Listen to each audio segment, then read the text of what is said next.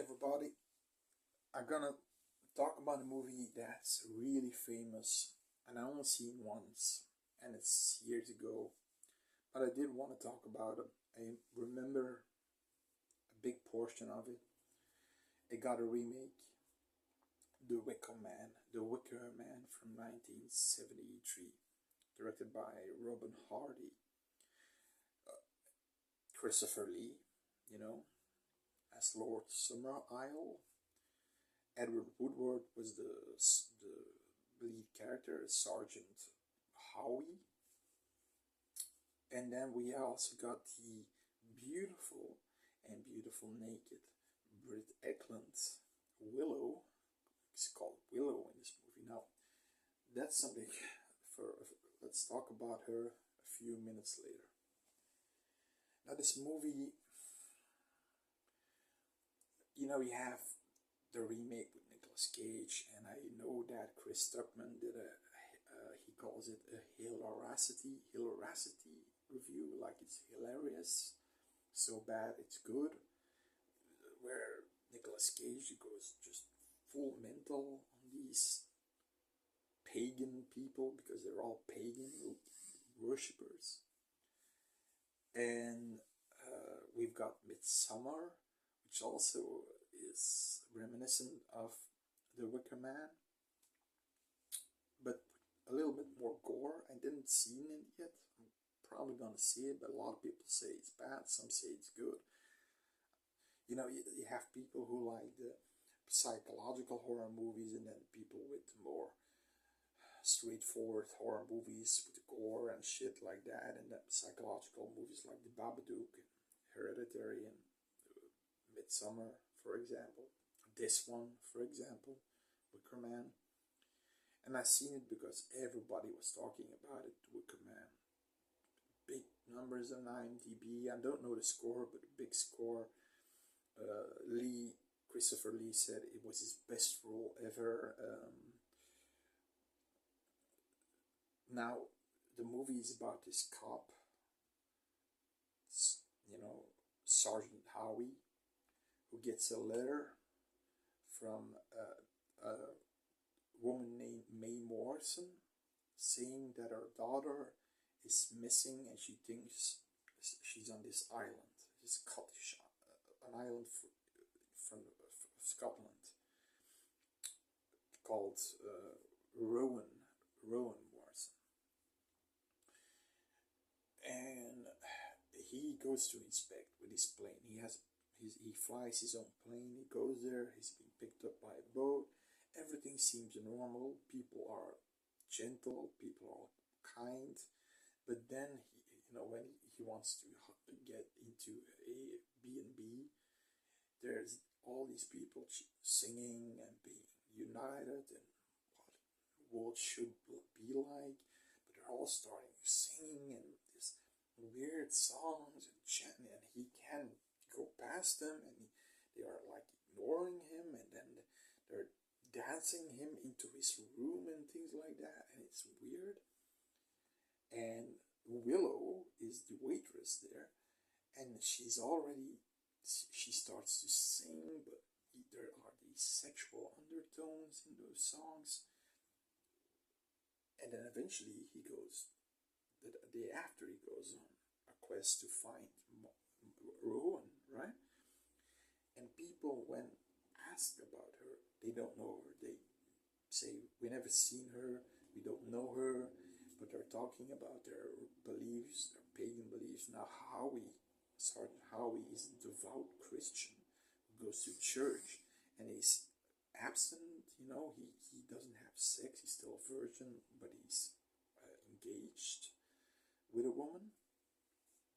So he's a virgin, and they're all talking openly about sex and reprocreation and things like that. You see some naked guys, fairy dancing around a pole, then a few naked ladies singing as high as fuck, singing songs. I think there's even a scene where they're all having sex when he's looking out of his B&B, room. they're all fucking each other in the fields, and the entire movie is about reprocreation, sex, and about this pagan god. And they think that the reprocreating is how they get those crops. The god gives them crops. They give them the good seasons with a lot of crops and things like that. So the leader, of course, of this bunch of pagans is Lord Summerisle, and he's explaining it, and he's the most. He starts to explain his beliefs, and of course how he isn't anywhere for it, and he starts to think she's been murdered on this island, so he starts to dig deeper. Now at some point there is this scene that I'll never forget, the Willow sex scene in a sort of way, because Willow fucks everybody, okay? But there's this one scene where he's in his at night trying to sleep. Willow's in the room next to her, his, and she starts to sing this song about reprocreation and sex, completely in the nude. Let's say I saw that scene. First of all, I thought it was super weird, but also really sexy at the same time, because she was like boning the wall. She was like, oh, come to me, let's have sex, and then slaps her ass a few times, and then pushes her breasts. It was a soft porn scene, and Howie almost, he's aroused, he's going to that wall, and his hand to the wall, like, I think he's having a big giant boner. Maybe he has some pre-ejaculation going on there. It's like, oh, and she's, come to me, pom on her ass. That was such a weird scene. Eventually he chooses not to go. He can resist the temptation. I almost talking, but when I saw this movie, I thought it's weird. It wasn't. I'm gonna be honest. It's not for me. I liked Hereditary. I never seen the Babadook. I want to see Midsummer, but it's not for me. The end, when he finds Roma at some point, but she's completely culticized into this pagan belief. She doesn't want to go with him. They're all in these costumes, like bunnies and bears and court jesters, and he's in one of these costumes to,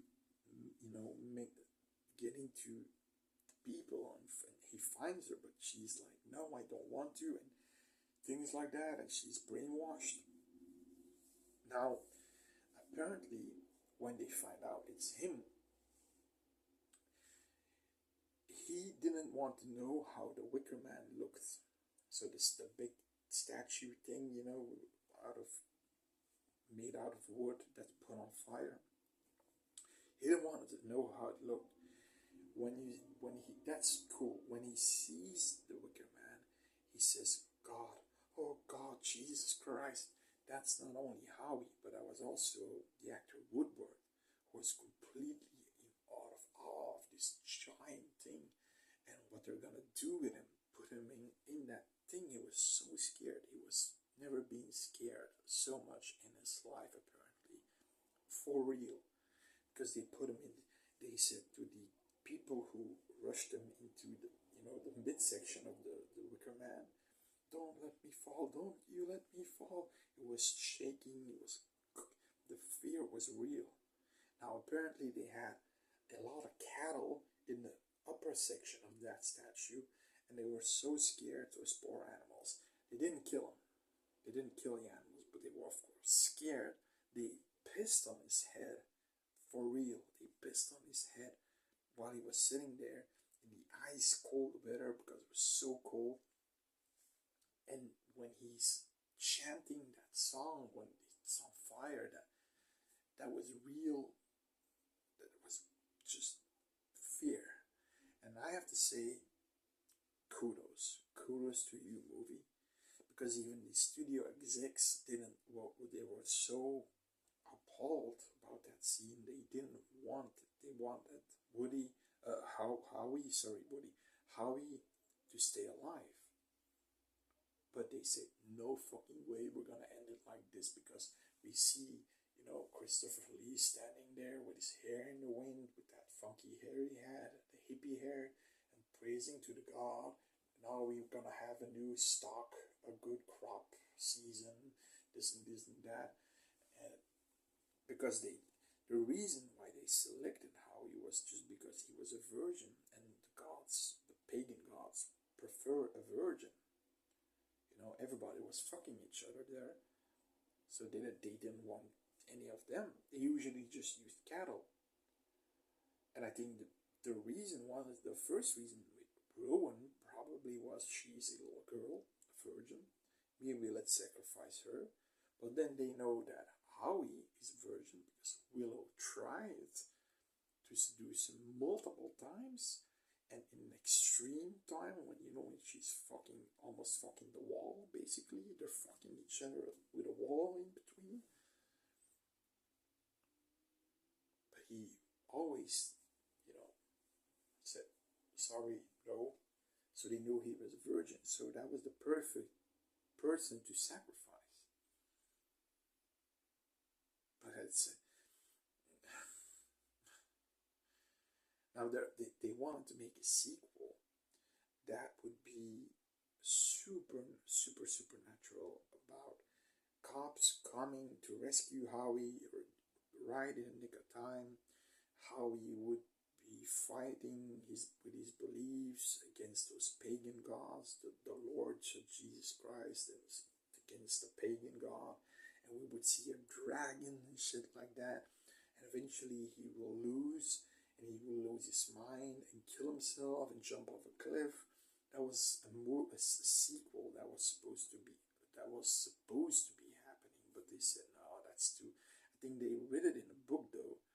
They read it in a book, but there's a book about it. But like I said, this it's a one-time watch for me. I'm gonna be honest. It's probably one of there is this creepiness into it, but then you got this scenes of people fucking each other, singing constantly about sex and yeah. I don't know.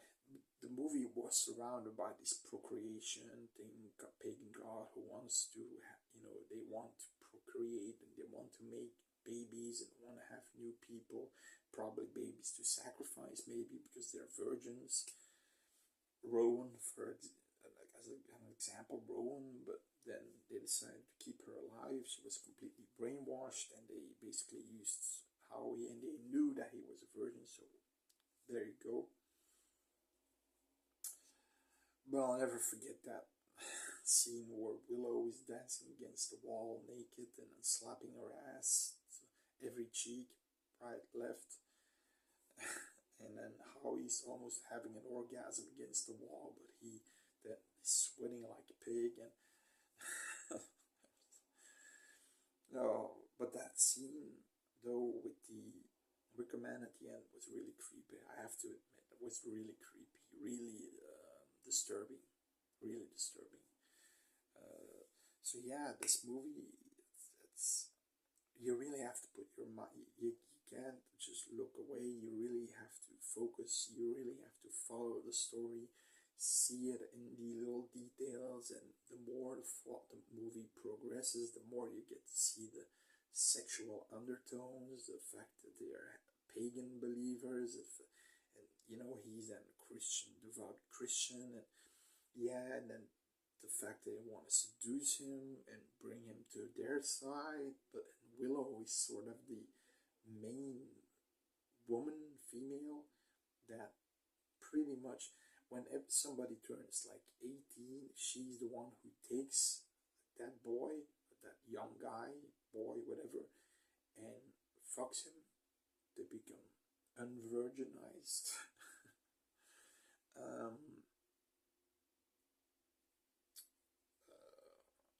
I'll try to find a link to put it in the description for the movie channel, of course, because I forgot to do my research if you can see it.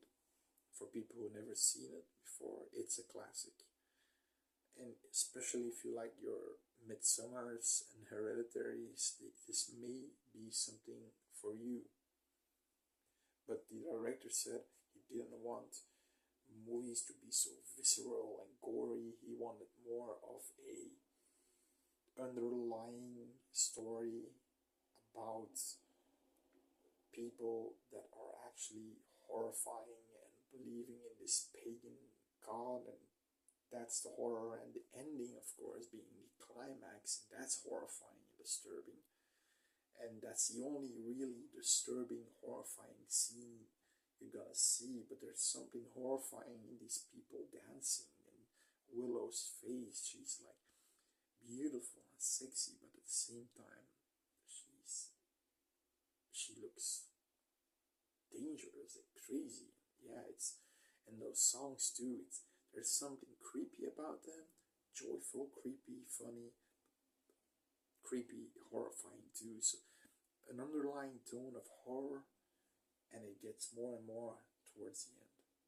So that's about it.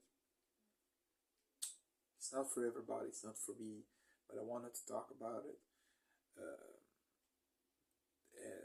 and hopefully maybe convince few people. You can.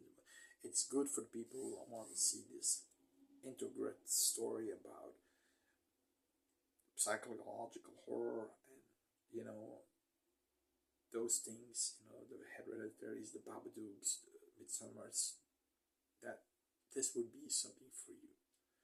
So that being said, see you next time. Like the video, and see you next time. Bye bye.